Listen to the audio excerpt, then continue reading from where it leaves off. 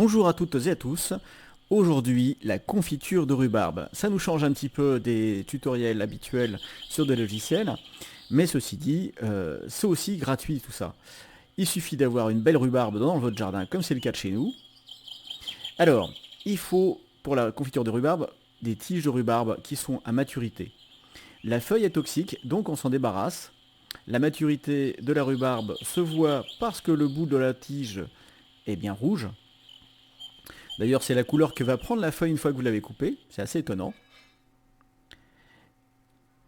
Pour rendre la confiture moins filandreuse, il est conseillé de la peler. Ce n'est pas dans la recette, mais l'expérience montre que en laissant la peau de la rhubarbe, eh bien, on arrive à avoir une consistance filandreuse qui n'est pas très agréable en bouche. Donc on pèle cette rhubarbe, et elle est parfaitement propre. Donc voilà les bouts de rhubarbe pelés. Il nous faudra également prendre un citron, le laver préalablement et le presser. Préparez également une balance avec le bol de peser et tarez-la à 0 afin de pouvoir mettre les ingrédients comme il faut. Ici, la rhubarbe sera ensuite débitée en petits morceaux après l'avoir coupée sur sa longueur.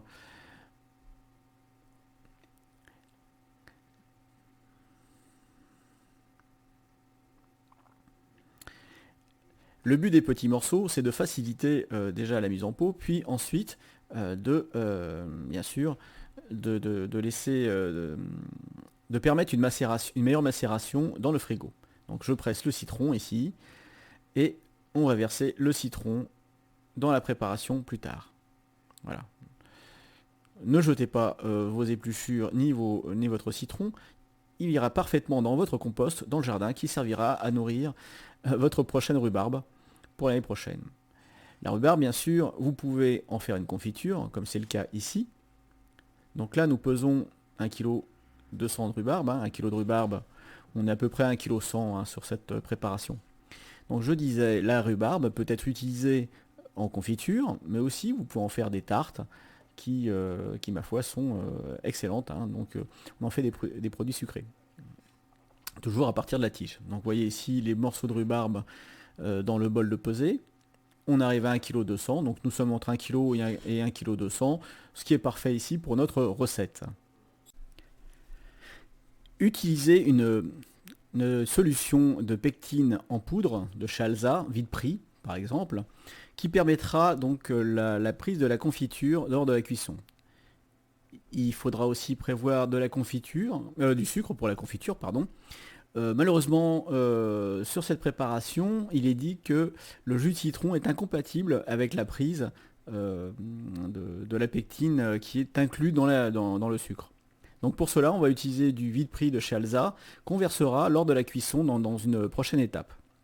Pour l'instant, donc, on va quand même mettre ce sucre et on va le mélanger avec les bouts de rhubarbe qui sont coupés, le jus de citron, bien sûr, et le sucre. Alors, pour le sucre, on va peser 800 grammes. Voilà, donc on verse le jus de citron, ici. Et on va donc tarer 800 grammes de sucre qu'on versera dans la préparation. Voilà, donc on vérifie bien la tare, qu'elle soit bien à 0, parce que ça peut bouger entre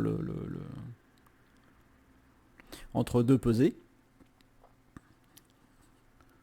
Voilà, et 800 g de sucre qu'on verse dans la préparation.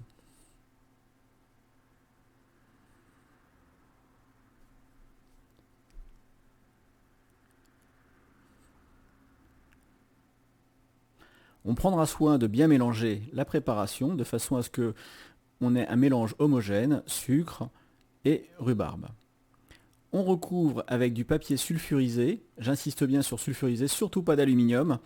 Apparemment, il y aurait une réaction chimique qui se ferait et qui ne serait pas bonne pour les confitures. La préparation doit ensuite reposer pendant 12 heures au réfrigérateur, soit un jour. Voilà.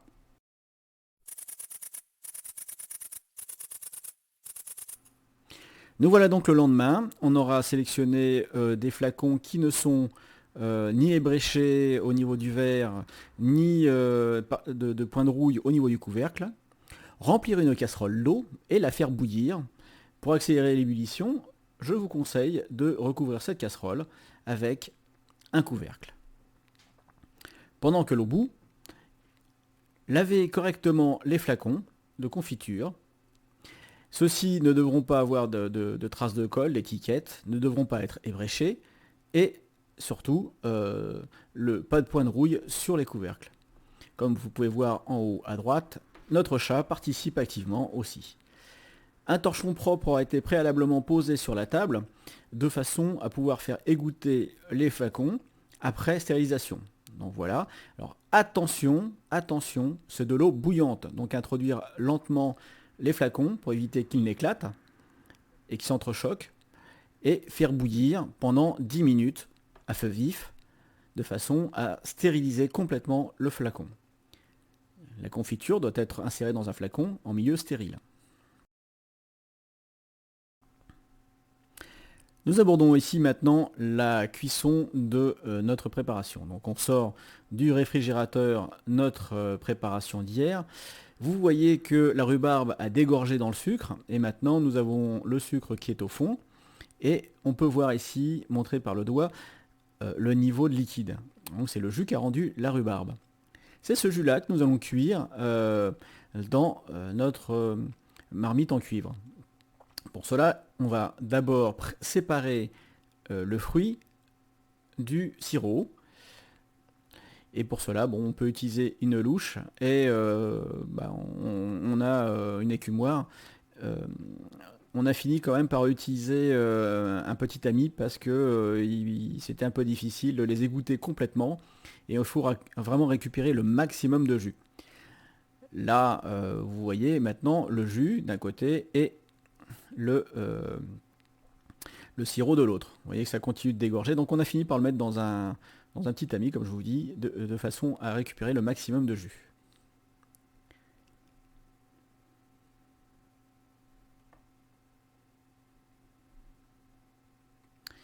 Alors si un fruit tombe, il ne faut pas hésiter à le ramasser et à le remettre.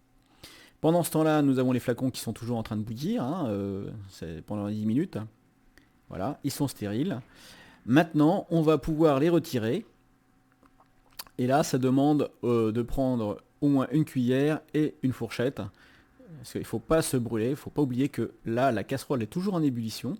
Donc il faut le coup de main. Donc avec une fourchette pour les retourner et une cuillère en bois, vous voyez, hop, on pose sur le bord et on essaye de les retourner de façon à ce qu'ils s'égouttent complètement et qu'il n'y ait plus de traces.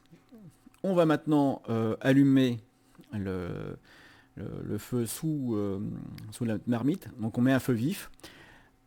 C'est une marmite en cuivre que l'on a évidemment lavé au préalable. On va verser tout le jus qui a été rendu par la rhubarbe pendant la nuit, ainsi que tout le sucre. On va bien racler tout le sucre pour mettre dedans. À ce moment-là, l'eau, ça va bouillir pendant à peu près 5 minutes. Alors je dis à peu près 5 minutes parce qu'une durée de temps, ça serait présomptueux, étant donné que ce qui va régler le temps de cuisson va être le test de l'assiette froide. Je vais vous montrer un peu plus tard.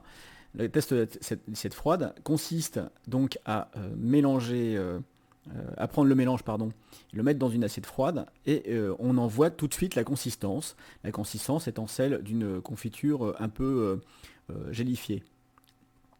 On prépare aussi les bâtons de cannelle. Donc par mesure d'économie, étant donné que c'est pour ne pas trop accentuer le goût, les bâtons de cannelle, on les coupe en 2 ou en 3, enfin on coupe différents petits morceaux de façon à mettre de la cannelle pour accentuer le goût de la rhubarbe, mais pas trop non plus, sinon ça serait nuisible au mélange. Et bien voilà maintenant notre sirop qui est en train de bouillir. Il est grand temps maintenant d'insérer quelques fruits dedans. Alors pour cela, faites bien attention à ne pas vous éclabousser, parce que je vous rappelle que c'est brûlant. Alors vous voyez ici en image le chinois, le petit ami qu'on a utilisé, de façon à bien séparer la rhubarbe du jus.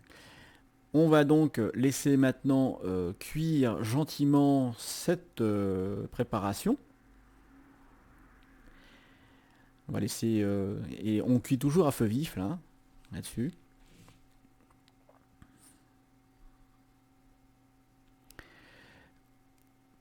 Voilà, donc là, il est le temps maintenant de mettre le sac de vide-prix de façon à obtenir une gélification. Donc c'est de la pectine. On récupère aussi l'écume à l'aide d'une écumoire. Cette écume est parfaitement comestible. Nos enfants se sont régalés d'ailleurs avec cette écume sur une tartine, mais ce n'est pas à mettre dans le pot. Alors, pour la mise en pot, la vérification de l'assiette. Eh bien, vous prenez une assiette à température ambiante et vous prenez un petit peu de jus de la marmite. Vous voyez, ici, c'est le troisième essai.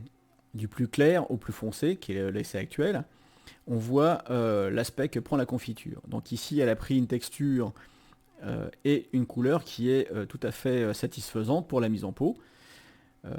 Évidemment, il faudra faire d'essais autant de fois que nécessaire pour vérifier si vous pouvez empoter.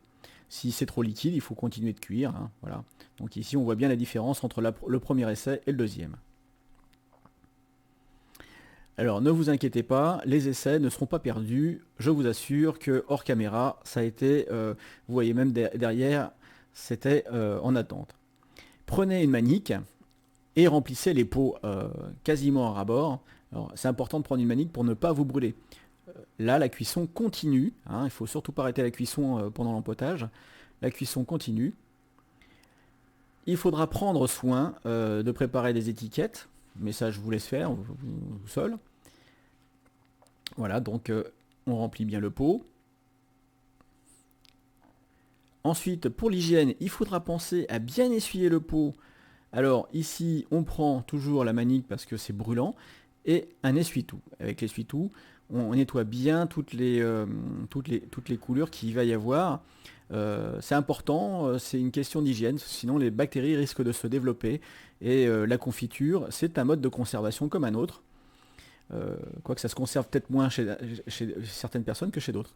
Mettre la cannelle, puis boucher, et finalement retourner d'un geste vif le flacon de façon à le mettre sur son couvercle. Bon appétit, bonne dégustation. Merci. Tu as aimé ce tuto?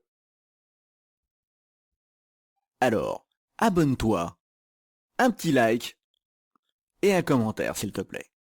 Tout cela, c'est bon pour mon référencement et ça m'encourage à continuer. Merci.